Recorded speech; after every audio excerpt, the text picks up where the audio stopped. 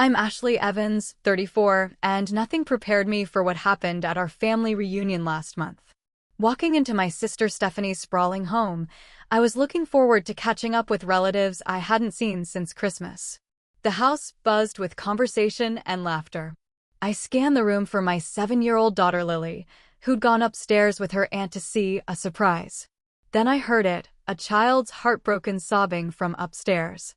Racing up the steps, I burst into the bathroom and froze.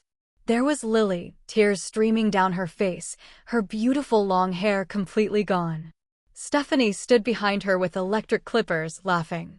"It's just a joke, lighten up." Before I continue my story, please like and subscribe if you're watching. Where were you when someone crossed an unforgivable line with your child? Let me know in the comments as I share what happened next. To understand the magnitude of what happened that day, you need to know about my family. I've been a single mom since Lily was 2 years old, when my ex-husband Brian decided family life wasn't for him. He pays child support but sees Lily maybe 4 times a year, usually on holidays and her birthday. I've built my photography business while raising Lily, and we've created a beautiful life together, just the two of us. My sister Stephanie is 2 years younger than me, 32, and always feeling like she's in my shadow. Growing up, I was the responsible one. Good grades, followed rules, and generally tried to make our parents proud. Stephanie took a different approach. She was the fun one, the spirited one, but also the one who would take things too far and call it a joke when people got hurt. Once when we were teenagers, she borrowed my prom dress the night before the dance and returned it with a large wine stain. "It's just a joke." "You're so uptight," she said when I cried. Our parents had always made excuses for her. "That's just how Stephanie is," my mom would say. "You know she doesn't mean any harm." But she did mean harm, and they never acknowledged it. Stephanie married her high school boyfriend Mark when she was 23, and they have 2 children, Tyler, who's 15, and Madison, who's 10. She's always competed with me, even though I've never seen our relationship as a competition. When I bought my first house, she bought a bigger one a month later. When I started my photography business, she suddenly became an Instagram influencer, focusing on home decor. The one area where competition wasn't possible was my relationship with Lily. I've poured everything into being the best mother I can be. Lily has grown into a sweet, sensitive child with a heart of gold. She's thoughtful beyond her years, creative and gentle. And she loved her hair long, golden brown waves that reached the middle of her back. 6 months before the reunion, Lily had come to me with an idea. She'd seen a video about children with cancer who lose their hair during treatment. Without prompting, she declared she wanted to grow her hair long enough to donate it to make wigs for those children. I was so proud of her generosity that I could barely keep from crying as I helped her research reputable organizations that accept hair donations. For half a year, Lily carefully tended to her hair. She learned about proper brushing techniques, allowed me to trim just the ends to prevent splitting, and patiently endured detangling sessions. "Every inch counts, Mom," she'd say when the brushing got difficult. "Some little girl is going to be so happy to have my hair." This wasn't the first time Stephanie had undermined my parenting. When Lily was 4, I found Stephanie giving her soda after I'd explicitly asked her not to. "1 cup won't hurt," she'd said dismissively. When Lily was 6 and learning to swim, Stephanie pushed her into the deep end of the pool because fear needs to be conquered. I'd always tried to limit our interactions while remaining civil for the sake of family harmony.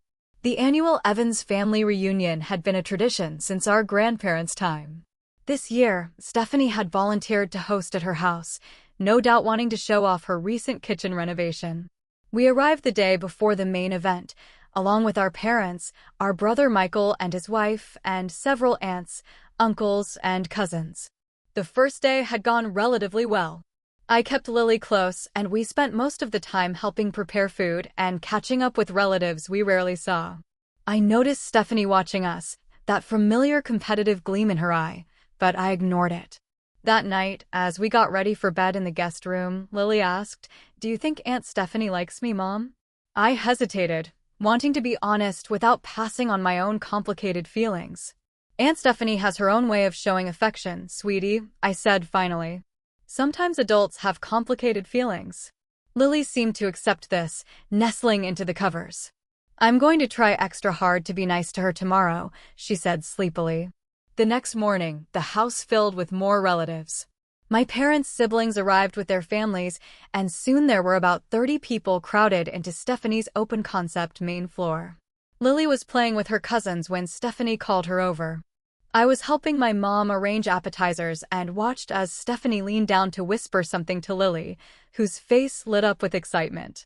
Mom, Aunt Stephanie says she has a special surprise for me upstairs. Can I go? Lily asked, bouncing on her toes. I hesitated, that familiar knot of worry forming in my stomach. But with so many relatives watching, I didn't want to seem paranoid or overprotective. Sure, honey, but come back down soon, okay? Lunch will be ready shortly. Little did I know that decision would change everything. 20 minutes passed before I realized I hadn't seen Lily come back downstairs. The noise level had risen as more people arrived, and I'd been distracted helping my aunt find the bathroom and then getting caught in conversation with a cousin I hadn't seen in years. But mother's instinct is real. Suddenly, I knew something was wrong. I excused myself and climbed the stairs, calling Lily's name. That's when I heard the crying coming from behind the closed door of the main bathroom. I quickened my pace, my heart pounding. When I opened the door, time seemed to stop. Lily sat on a chair in the middle of the bathroom, her shoulders shaking with sobs. Around her on the floor lay piles of beautiful brown hair, her hair, the hair she'd been growing for months to donate to children with cancer. Her head was unevenly shaved, with patches of stubble and a few longer strands Stephanie had missed.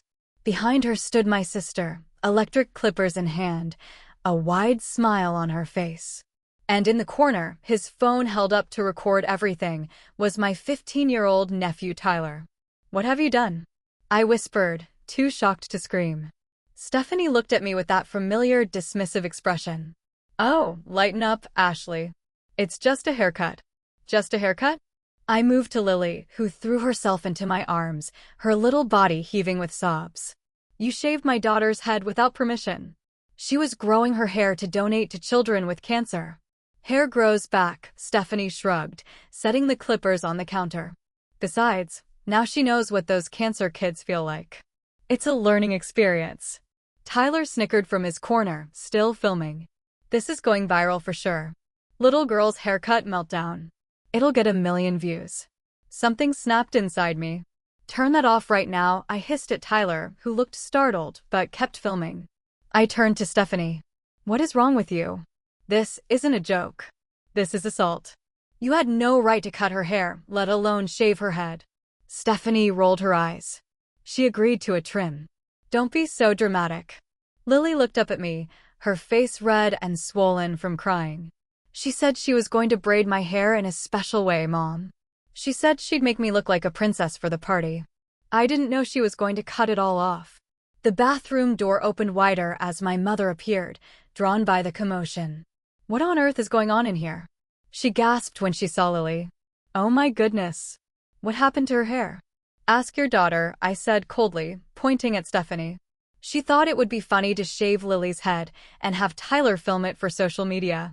More family members began to crowd the doorway. I heard gasps, murmurs, and even a few uncomfortable chuckles. My father pushed his way in, his face falling when he saw Lily. Stephanie, he said quietly, why would you do this? Before Stephanie could answer, my mother interjected, I'm sure she didn't mean any harm. It's just hair. It'll grow back. Are you serious right now? I looked at my mother in disbelief. Lily has been growing her hair for 6 months to donate to children with cancer. This was a deliberate act to hurt her, to hurt me. And you're still making excuses. Tyler was still filming. I walked over and pushed his phone down. I said stop filming. Delete that video right now. You can't tell me what to do, he smirked. It's my phone. Stephanie put a hand on Tyler's shoulder. He's right, Ashley. You're not his mother. The bathroom was becoming crowded. Lily clung to me, trying to hide her shaved head against my chest. I could feel her tears soaking through my shirt. Delete the video, I repeated to Tyler, or I will call the police and report both of you for assaulting a minor. Assault? Stephanie laughed. It's a haircut, not assault. God, you've always been so dramatic. My brother Michael pushed his way into the bathroom, his wife Rachel behind him. His eyes widened when he saw Lily. What the hell, Stephanie? Finally, someone with a normal reaction. I've had enough, I said, picking up Lily. We're leaving. And if that video shows up anywhere online, my next call will be to a lawyer. Stephanie's husband Mark appeared in the doorway. Come on, Ashley, it was just a prank. Kids play pranks all the time. This wasn't a prank, I said, my voice shaking with rage. This was a grown woman deliberately humiliating a 7-year-old child. And I'm done pretending this family dynamic is normal or healthy. I turned to Stephanie, looking her directly in the eyes. Stay away from my daughter. You are never to be alone with her again. I mean it, Stephanie. This is the last time you hurt her. With that, I carried Lily out of the bathroom, through the crowd of relatives, and headed straight for our room to pack our things. I set Lily down on the bed in our guest room and quickly began gathering our belongings. Her small shoulders shook with silent sobs as she touched her head repeatedly, as if hoping to find her hair had magically returned. I know it feels terrible right now, sweetheart, I said, trying to keep my voice steady. We're going to go home and figure this out together. I had just sipped our overnight bag when there was a knock at the door. My mother entered without waiting for a response. Ashley, you're overreacting, she said, her voice low. You can't just leave in the middle of the family reunion. What will everyone think? I stared at her in disbelief. I don't care what anyone thinks. My priority is my daughter, who was just traumatized by her aunt while her family stood by. Stephanie made a mistake, my father said, appearing behind my mother. But leaving now will only make things worse. Can't you just stay and we'll all calm down? We'll have a nice lunch and forget about this. Forget about this. I gestured to Lily, who had pulled a beanie from her backpack and was struggling to fit it over her head. Look at her. You think she can just forget about this? I'm not staying another minute in this house. As I guided Lily toward the door, my parents blocking our exit, Stephanie appeared. You always do this, she said, arms crossed. Turn everything into a drama and make yourself the victim. It's exhausting. Something inside me snapped. No, Stephanie. You did this. You hurt my child deliberately because you can't stand seeing me happy. And all our lives, they've let you. I pointed at our parents. Well, I won't let you hurt Lily again. Mark stepped forward, his large frame almost intimidating. Ashley, you need to calm down. Kids are resilient. Lily will be fine. Don't tell me what my child needs, I said, standing my ground. And don't tell me to calm down when none of you seem to understand what's been done here. We pushed past them and headed down the stairs. I could feel everyone watching us, the party atmosphere completely evaporated. Some relatives looked concerned, others uncomfortable, a few even seemed amused. My cousin Jessica approached, placing a hand on Lily's shoulder. Are you okay, sweetie? She asked gently. Lily shook her head, keeping her eyes on the floor. We're leaving, I said to Jessica. I'll call you later. As we reached the front door, my brother Michael caught up with us. Ashley, wait. Let me help you to the car. Grateful for at least one ally, I nodded. Michael carried our bags while I kept my arm around Lily, who was trying desperately to hide her head with both the beanie and by burying her face against my side. What Stephanie did was wrong, Michael said quietly as we walked to my car. Really wrong. I'm so sorry. Thank you for saying that, I replied, my voice catching. It means a lot. After loading our bags, Michael knelt down to Lily's level. Hey, kiddo. I just want you to know that what happened wasn't your fault, and you're still the coolest niece I have. Lily gave him a small, watery smile, the first since the incident. As we drove away, my phone began buzzing incessantly. Text messages from family members poured in. From Mom, I can't believe you made such a scene. Please come back. From Dad, your mother is upset. You're being unreasonable. From Aunt Linda, is Lily okay? What Stephanie did was horrible. From Cousin Ben, way to ruin the reunion, drama queen. From Uncle Dave, that wasn't right what Stephanie did. Call if you need anything. The messages reflected the family divide, some recognizing the wrong that had been done, others blaming me for overreacting. In the rearview mirror, I could see Lily staring out the window, tears silently streaming down her face, one hand constantly reaching up to touch her missing hair before pulling back as if burned. "Honey, I'm so sorry this happened," I said softly. "Why does Aunt Stephanie hate me?" Lily asked, her voice small and broken. My heart shattered. "She doesn't hate you, sweetie. Aunt Stephanie has problems. She doesn't understand how her actions hurt other people." "Everyone's going to laugh at me," Lily whispered. "School starts in 3 weeks." I gripped the steering wheel tighter. "We'll figure something out, I promise. And anyone who laughs isn't worth your time." But my words felt hollow, even to me. How could I protect her from the cruelty that might await? When we got home, I ran a warm bath for Lily, adding her favorite lavender bubbles. I tried to create a spa-like atmosphere, talking about how we could find cute hats and scarves until her hair grew back. But when Lily caught sight of herself in the bathroom mirror, she burst into fresh tears. "I look like a boy," she sobbed. "I'm ugly." "No, sweetheart," I said, turning her away from the mirror and into my arms. "You could never be ugly. You're beautiful inside and out." That night, after I'd finally gotten Lily to sleep beside me in my bed, I allowed my own tears to fall. I felt rage, helplessness, and guilt swirling inside me. Should I have anticipated Stephanie's cruelty? Could I have protected Lily better? Around 2 a.m., Lily woke screaming from a nightmare. "Everyone was laughing at me, Mom. Even you were laughing."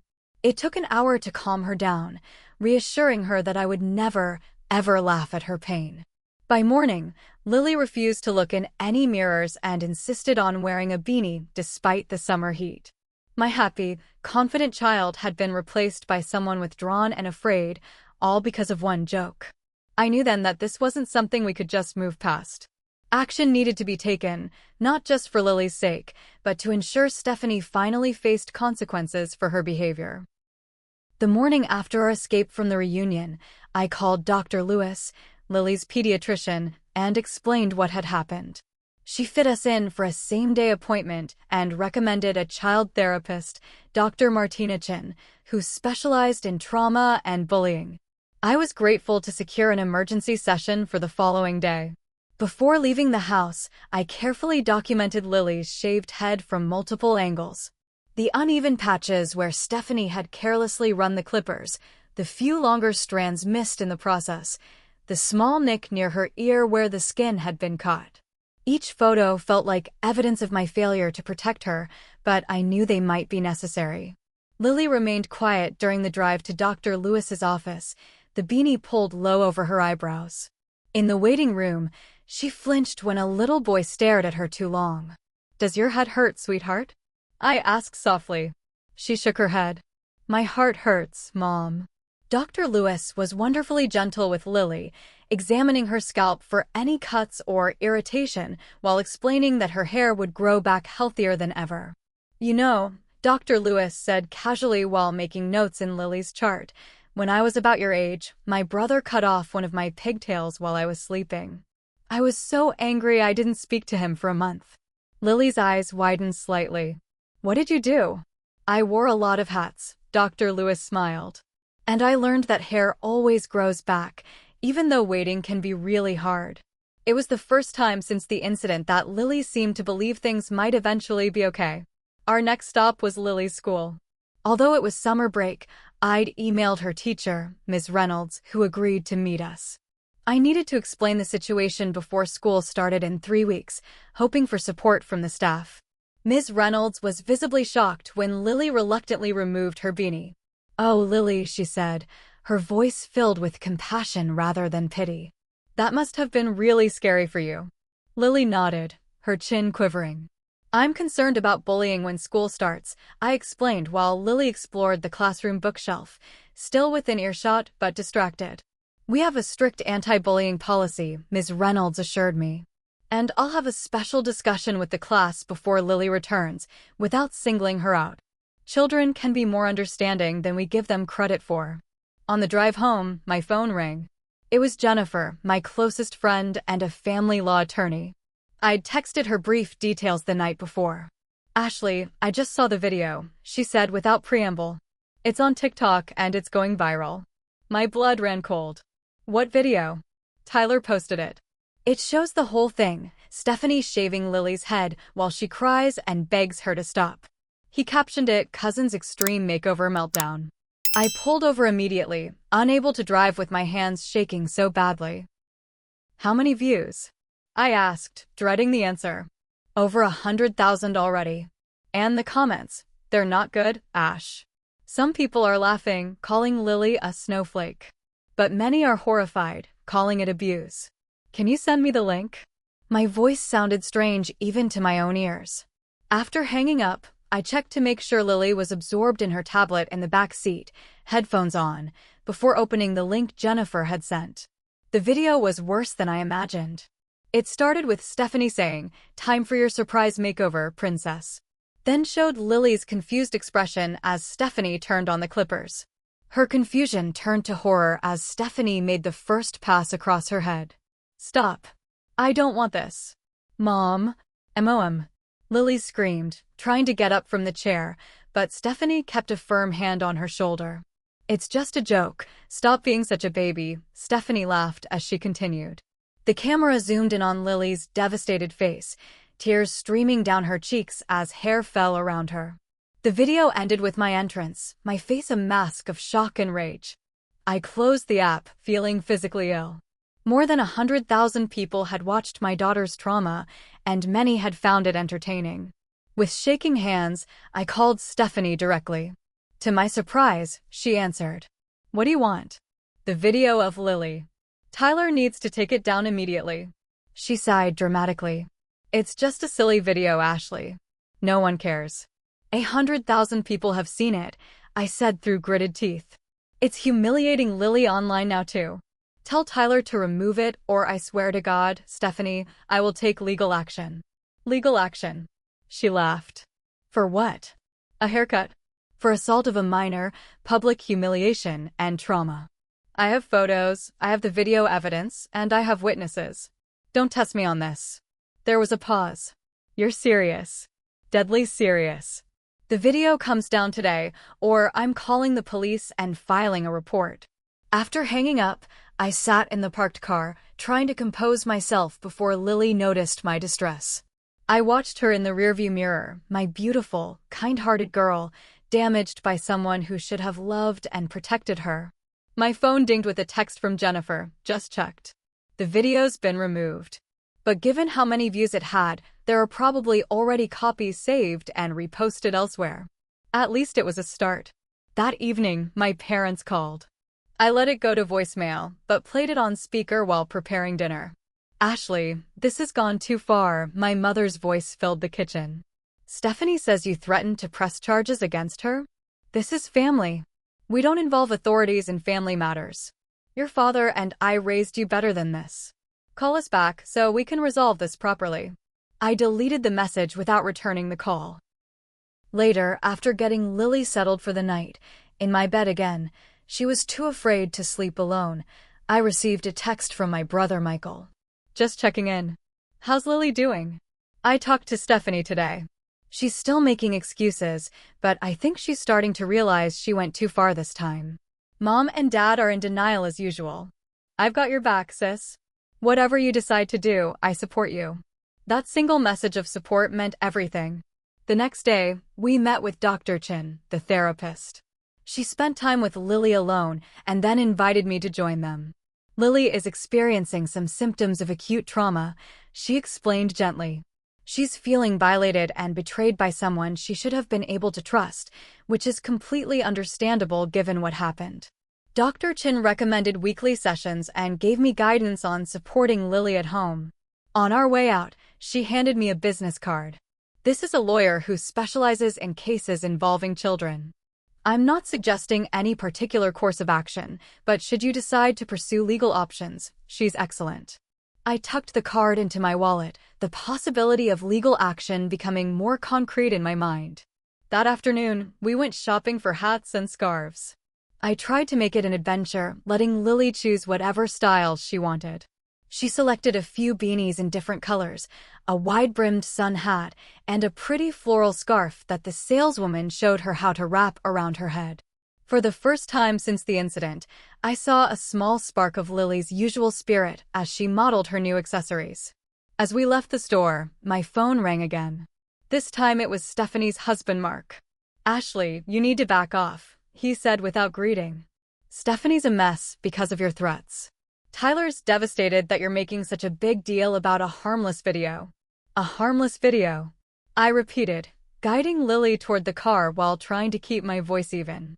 "Mark, they traumatized my daughter and broadcast it for the world to see. There's nothing harmless about it. Kids are resilient. Lily will get over it. But if you keep pushing this, it's going to permanently damage the family." "The family was damaged long before this, Mark. The difference is that now I'm done pretending it's okay."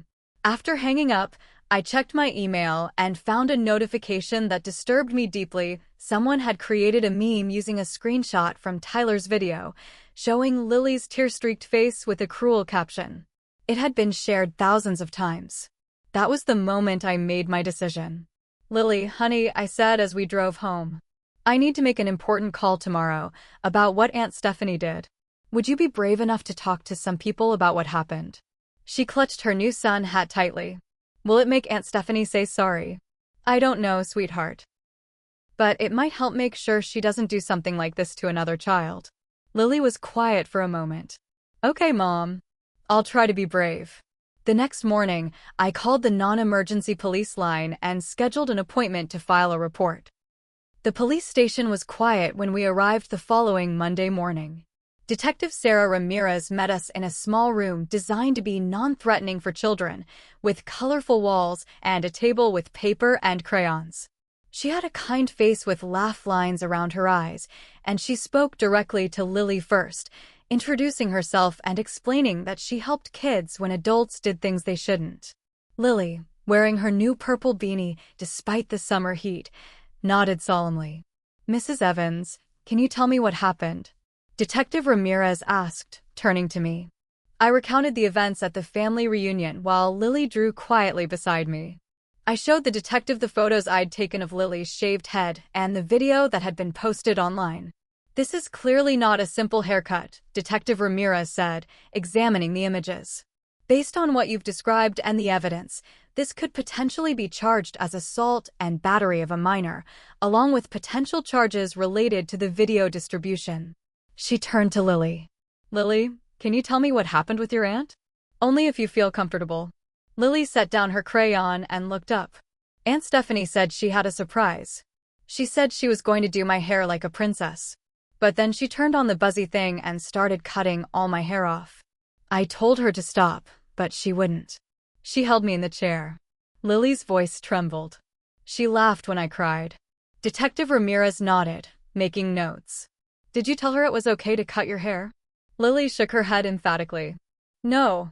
I was growing it for kids who don't have hair because they're sick. I worked really hard to grow it long." After the interview, Detective Ramirez explained that she would forward the case to the district attorney, who would decide whether to press criminal charges against Stephanie. "In the meantime," she added, "you might consider a restraining order to keep your sister and nephew away from Lily." By the time we left the police station, news of the report had already reached my family. My phone exploded with messages. From Mom, "I can't believe you actually went to the police. Your own sister. How could you?" From Dad, "This is outrageous. Family problems stay within the family." From Stephanie, "You're dead to me. Hope you're happy tearing this family apart." From Mark, "Our lawyer will be contacting you. This is defamation." But there were supportive messages too.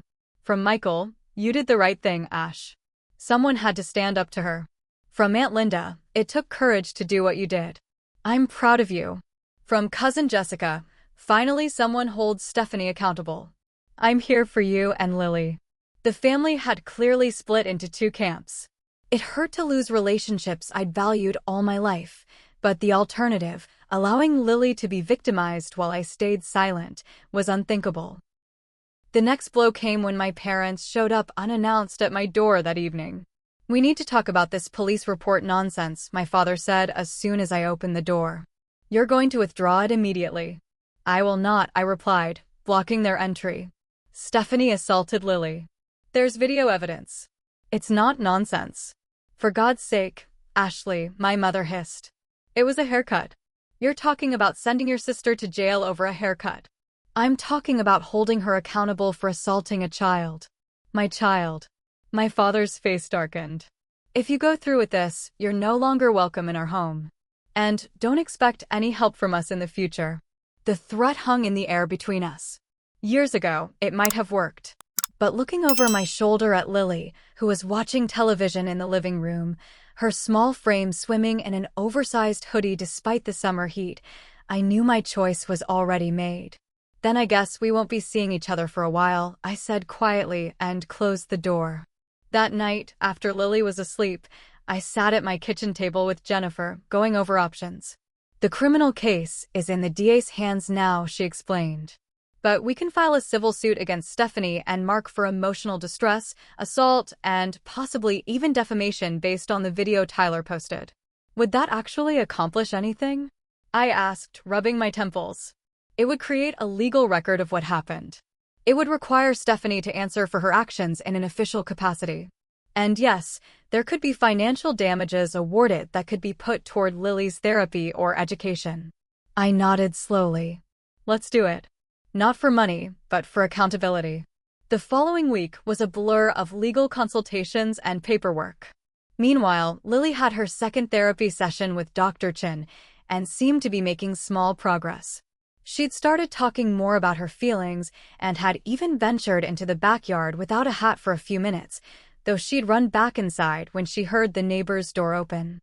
An unexpected ally appeared when my ex-husband Brian called, having seen one of the reposts of the video online. I'm coming to town, he said, his voice tight with a rage I'd never heard from him before. No one does that to my daughter. 2 days later, he arrived at our house with gifts for Lily and, surprisingly, a determination to help. He accompanied us to a meeting with our lawyer and insisted on confronting Stephanie and Mark himself. You don't have to do that, I told him. Yes, I do, he replied. I haven't been the father she deserves. Let me at least stand up for her now. I wasn't privy to the conversation Brian had with Stephanie and Mark, but when he returned, his knuckles were white from clenching his fists. They're delusional, he reported.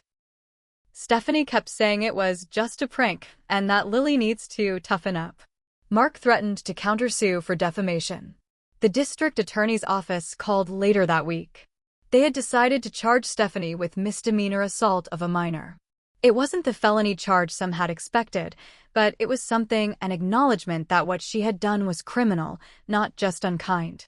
The next hurdle was Lily's return to school. The summer was drawing to a close, and despite several weeks of growth, her hair was still extremely short.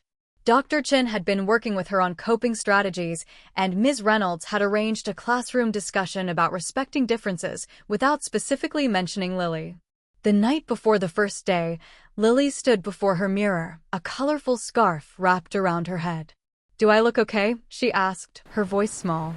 You look beautiful, I told her truthfully. And so brave. She took a deep breath. I'm still scared, Mom. I know, sweetie. But remember what Dr. Chin said? Being brave doesn't mean not being scared. It means doing something even though you are scared. Lily nodded solemnly. And my hair will grow back. That's right. A little more every day.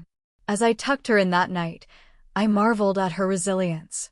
Despite the trauma, despite the betrayal by family members who should have protected her, she was finding her way forward. In the quiet of my room, I opened my laptop and began typing.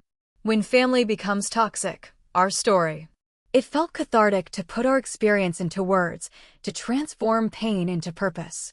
Perhaps our story could help other parents navigate similar situations, help them find the courage to stand up against family pressure when a child's well-being was at stake. By morning, I had the beginnings of a blog that would eventually reach thousands of other parents dealing with toxic family dynamics. But at that moment, my focus was entirely on helping Lily face her first day back at school with her head held high, whether covered in a colorful scarf or not. 3 months after the incident, signs of healing began to emerge, both literal and figurative. Lily's hair had grown into what her therapist Dr. Chin called a pixie fuzz stage. Still too short for most traditional girls' hairstyles, but enough that Lily sometimes ventured out without a hat or scarf, especially at home or in safe environments like our backyard or her therapy sessions. Each week brought small victories. The first time Lily laughed without immediately covering her mouth. The afternoon she agreed to FaceTime with her cousin Madison, Stephanie's daughter, who had privately reached out to apologize for her mother's actions. The morning she decided to wear a headband instead of a full covering to her therapy session. Trauma recovery isn't linear, Dr. Chin reminded me during our parent consultation. There will be steps forward and steps back. The key is celebrating the progress without becoming discouraged by the setbacks. Lily had experienced several of those setbacks. A classmate had asked if she had cancer, triggering a panic attack that required me to pick her up from school. An older boy had called her Baldy on the playground, sending her progress back several steps. But each time, she found her footing again, often more quickly than before. The civil lawsuit against Stephanie was proceeding slowly.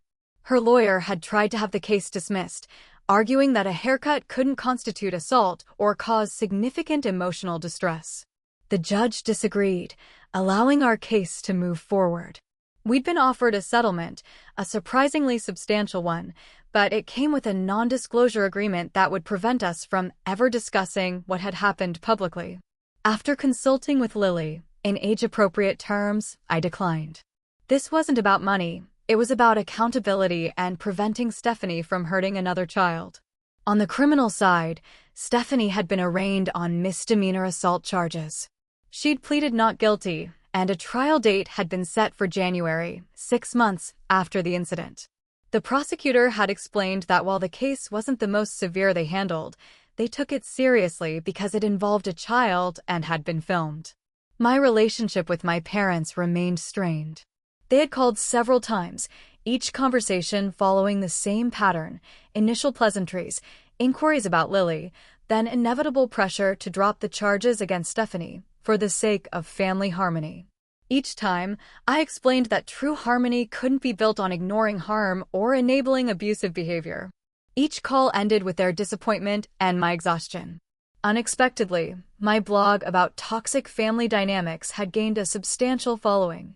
What started as a therapeutic outlet had become a resource for others navigating similar situations.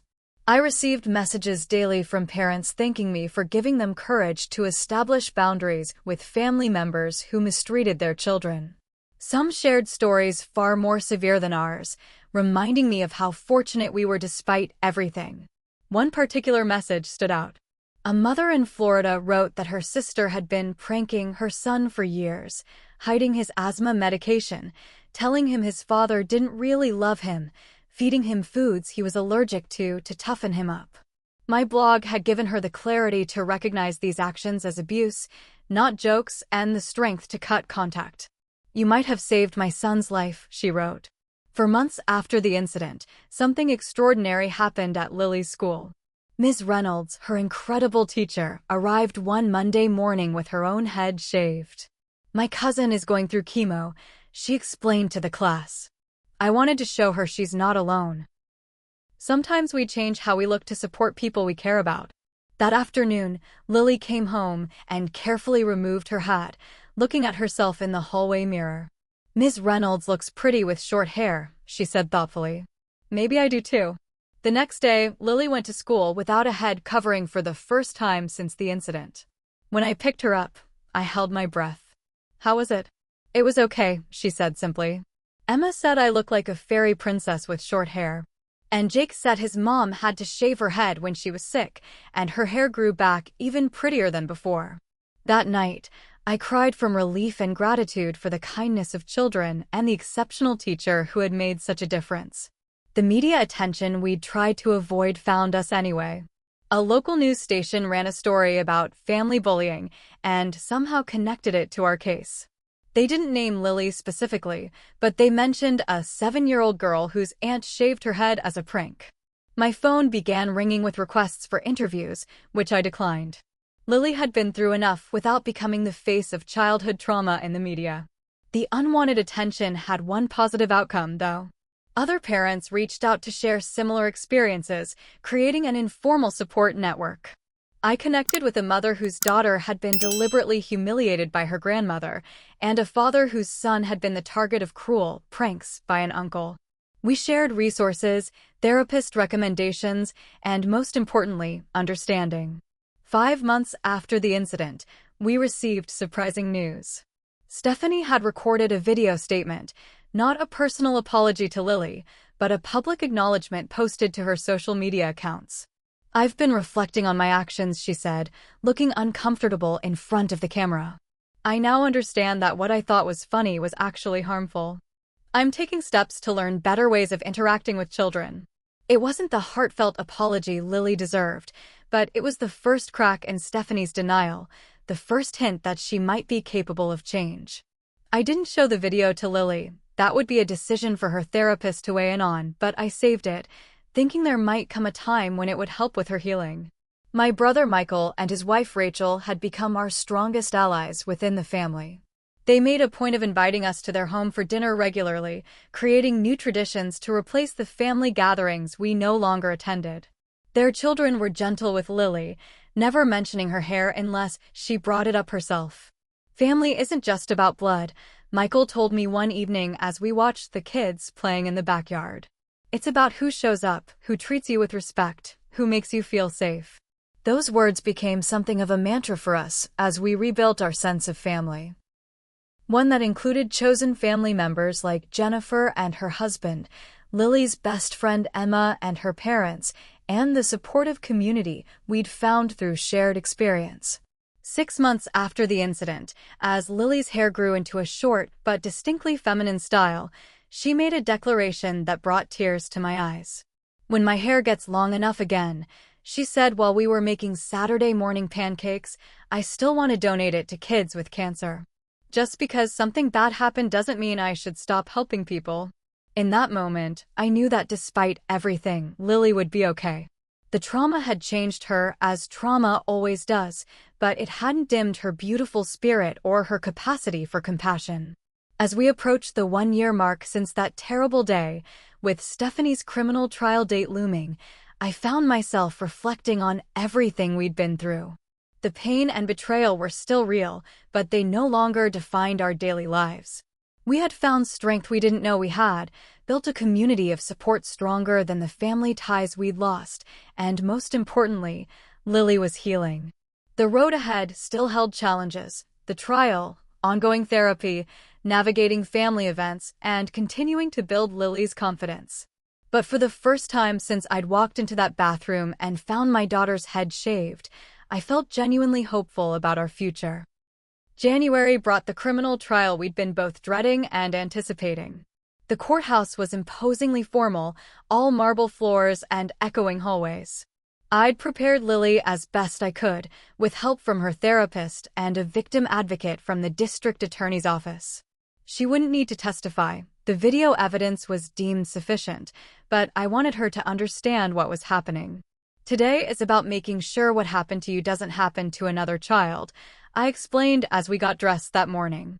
Lily nodded solemnly, selecting her favorite blue headband to wear with her now chin-length hair. The courtroom was smaller than I'd imagined from television shows. Stephanie sat at one table with her attorney, not looking in our direction as we entered. My brother Michael and his wife Rachel had come to support us, sitting directly behind me in the gallery. To my surprise, my parents entered just before proceedings began, sitting in the back row, not beside Stephanie, but not beside us either. A neutral position that spoke volumes. The trial itself was brief but intense. The prosecutor methodically presented the evidence. The video Tyler had recorded, photos of Lily's shaved head, testimony from Detective Ramirez and Dr. Chin about the psychological impact on Lily. Stephanie's attorney tried to frame the incident as a misunderstanding, a prank gone wrong, a family matter that had been blown out of proportion. When the judge delivered his verdict, guilty on the charge of misdemeanor assault, Stephanie showed no visible reaction. The sentencing was immediate: 1 year of probation, mandatory counseling focused on appropriate boundaries and anger management, community service at a children's organization, and most significantly, a permanent restraining order preventing contact with Lily until her 18th birthday. Ms. Evans, the judge said, looking directly at Stephanie, what you described as a joke was, in fact, an assault on a child, a violation of her bodily autonomy and dignity. Children are not props for adult entertainment or outlets for adult frustration. They are human beings deserving of respect and protection, especially from family members they trust. I hope the counseling order today will help you understand the gravity of your actions. Those words, the official acknowledgement that what had happened to Lily was wrong, not just in my eyes, but in the eyes of the law, brought tears streaming down my face. Outside the courthouse, my parents approached hesitantly. We'd like to talk, my father said. Not now, but soon. When you're ready. I nodded, unable to form words through the emotional exhaustion. The civil case concluded 2 months later with a settlement. Without the non-disclosure agreement I'd previously refused, Stephanie agreed to pay a sum that would fund Lily's therapy for years to come, with the remainder placed in a college trust fund. The settlement also included a formal written apology to be given to Lily when she and her therapist decided she was ready to receive it. More meaningful than the money was the letter Stephanie's therapist sent to Dr. Chin, confirming that Stephanie was actively working on understanding her behavior patterns and developing healthier ways to manage her emotions. It wasn't forgiveness, that would be Lily's choice to make someday, but it was a step toward a world where Stephanie wouldn't hurt another child the way she'd hurt Lily. As spring arrived, so did the 1-year anniversary of the incident. Lily's hair had grown into a stylish bob that she'd decorated with colorful clips for the occasion, not a family reunion, but a healing celebration with our chosen family. Michael and Rachel were there with their children, as were Jennifer and her husband, Emma's family, and several other friends who had supported us throughout the year. I want to make a speech, Lily announced during dinner, standing on her chair to be seen by everyone. At 8 years old now, she carried herself with a confidence that had been hard-won. A year ago, something really bad happened to me, she began, her clear voice silencing the room. My aunt cut off all my hair when I didn't want her to. It made me really sad and really scared for a long time. She touched her hair absently, a habit that had persisted even as the trauma had eased. But I learned some important things. I learned that hair grows back. I learned that some people do mean things and don't say sorry. I learned that my mom will always protect me, no matter what. And I learned that family isn't just the people you're related to, it's the people who are kind to you and make you feel safe. I wasn't the only adult wiping away tears as she continued. Ms. Reynolds taught our class that being brave means doing hard things even when you're scared. So I'm being brave by not hiding my hair anymore. And next month, I'm going to start growing it long again so I can donate it like I planned to last year. She raised her cup of sparkling cider. Thank you to everyone who helped me be brave. The room erupted in applause and cheers. Lily beamed, soaking in the love and support surrounding her. 2 weeks later, I received an unexpected email from my mother. Attached was a photo of her and my father sitting with a therapist of their own. We're trying to understand, she wrote. We failed both you and Stephanie in different ways. We don't expect immediate forgiveness, but we're hoping for a chance to do better, to be the grandparents Lily deserves. It was a small olive branch, but significant coming from parents who had spent their lives avoiding difficult conversations and uncomfortable truths. I showed the email to Dr. Chin during our next parent session. What do you think? I asked her. I think family healing often starts with acknowledgement, she replied. They're acknowledging they made mistakes. That's a foundation you can build on if you choose to.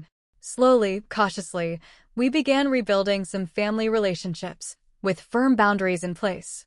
My parents were allowed short, supervised visits with Lily. My brother Michael's family remained our closest relatives. Stephanie remained at a distance, respecting the restraining order and continuing her mandated therapy. The blog I'd started in those early, raw days had evolved into a resource for parents navigating family trauma. I'd connected with child psychologists, family therapists, and legal experts who contributed insights and advice. What began as a way to process my own pain had become a way to help others find their voice and protect their children. 1 year and 3 months after that terrible day at the family reunion, Lily stood at the front of her classroom, giving a presentation on bullying for their community service project. Sometimes the bullies are kids, she explained to her classmates, but sometimes they're grown-ups. If someone hurts you, even if they say it's just a joke, it's okay to tell. It's okay to need help. And it's okay to be upset. Ms. Reynolds later told me there hadn't been a dry eye in the classroom, including her own.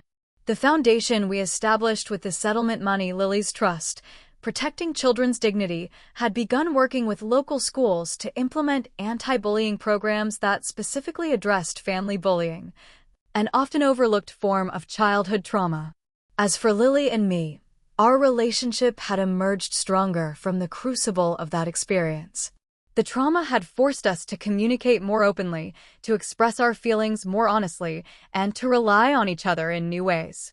What Stephanie had intended as humiliation had ultimately strengthened the bond between mother and daughter. One evening, as I was tucking Lily into bed, she asked a question that caught me off guard. "Mom, do you think Aunt Stephanie will ever really understand what she did?" I sat on the edge of her bed, considering how to answer truthfully while respecting her healing process. "I don't know, sweetheart. Some people spend their whole lives avoiding difficult truths about themselves. But the important thing is that we understand. We know it wasn't your fault. We know it wasn't okay. And we know that standing up for yourself was the right thing to do, even when it was really hard." Lily nodded, processing this. "I'm glad we stood up, Mom." "Me too, baby." "Me too." As Lily drifted off to sleep, I reflected on the journey we'd taken together. The pain hadn't disappeared. It had transformed into wisdom, resilience, and purpose. We had learned that family is defined not by blood, but by love and respect. We had discovered strength we never knew we possessed. And most importantly, Lily had learned that her boundaries mattered, her voice deserved to be heard, and her mother would always stand beside her, no matter the cost. True family, we had learned, protects and honors each other's dignity.